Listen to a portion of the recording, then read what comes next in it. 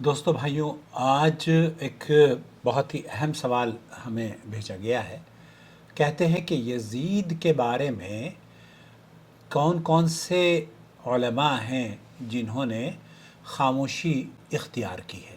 آپ دیکھ رہے ہیں نو ٹی وی جدہ، اور میں ہوں آپ کا دوست، آپ کا ہوسٹ محمد عاقل، جدہ سے، مملکت سعودی عرب۔ یزید ابن معاویہ ابو سفیان بن حرب اموی الدمشقی اس کا مکمل نام تھا۔ امام ذہبی رحمۃ اللہ علیہ یہ کہتے ہیں کہ یزید قسطنطنیہ پر حملہ کرنے والے لشکر کا امیر تھا، جس میں ابو ایوب انصاری رضی اللہ تعالیٰ عنہ جیسے صحابی شامل تھے۔ اب یزید کے بارے میں دراصل امت کے محدثین اور ائمہ کرام کے تین رجحانات پائے جاتے ہیں۔ شیخ الاسلام ابن تیمیہ رحمۃ اللہ علیہ نے بھی ان تین رجحانات کو نقل کیا ہے، اور انہوں نے بھی یزید کے بارے میں، امام ابن تیمیہ یہ کہتے ہیں کہ یزید ابن معاویہ ابن ابی سفیان کے بارے میں لوگوں کے تین گروہ ہیں۔ ایک تو حد سے بڑھا ہے، جو حد سے تجاوز کر گیا ہے، دوسرے بالکل ہی نیچے گرا ہوا ہے، اور ایک گروہ درمیان میں ہے۔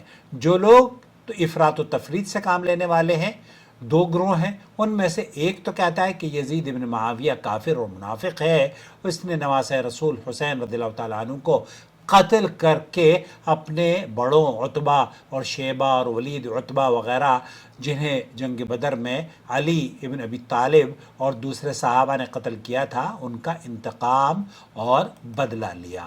تو اس طرح کی باتیں، اور یہ قول رافضیوں اور شیعوں کے ہیں جو ابو بکر اور عمر اور عثمان رضی اللہ تعالیٰ عنہ کو کافر اور بدزبانی ان کے خلاف کرتے ہیں۔ امام احمد بن حنبل اس سلسلے میں کیا کہتے ہیں؟ دراصل ان اکابر کا آج ہم تذکرہ کریں گے جو کہ سائل جاننا چاہتا ہے کہ کن اکابر نے یزید کے بارے میں خاموشی کو بہتر سمجھا ہے۔ امام احمد حنبل یہ کہتے ہیں کہ میں مناسب سمجھتا ہوں، لا احب ان اتکلم فی، میں اس بارے میں بات کرنا پسند نہیں کرتا۔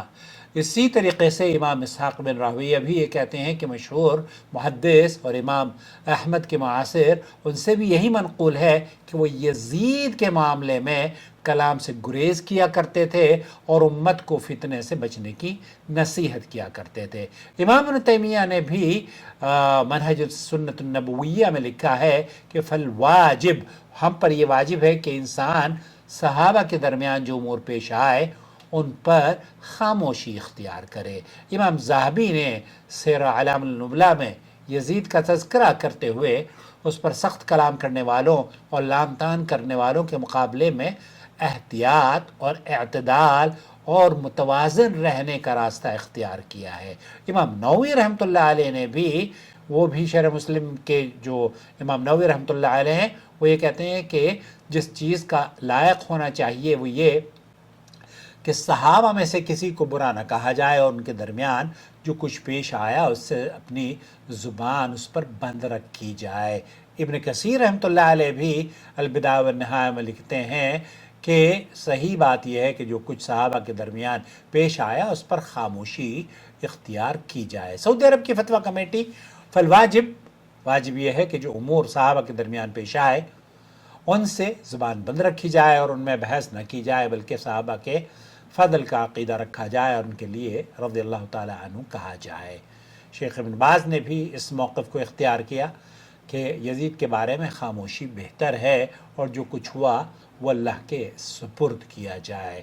شیخ صالح الفوزان اور دیگر اہل علم کا بھی یہی موقف ہے کہ بہتر یہ ہے کہ ہم اپنی زبانوں کو کنٹرول میں رکھیں اور ایسی باتوں پر جس سے ہمارا کوئی تعلق نہ ہو خاموشی اظہار کی جائے، جس سے فتنہ اور فساد نہ پیدا ہو۔